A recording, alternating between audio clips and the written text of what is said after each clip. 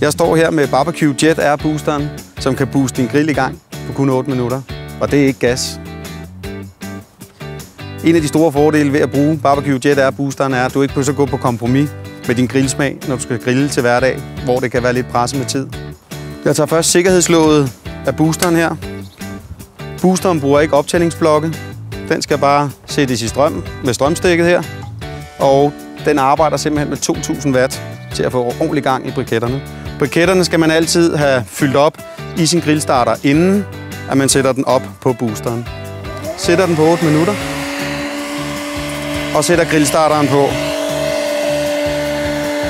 Så kan man grille lige så hurtigt, som man kan på en gasgrill.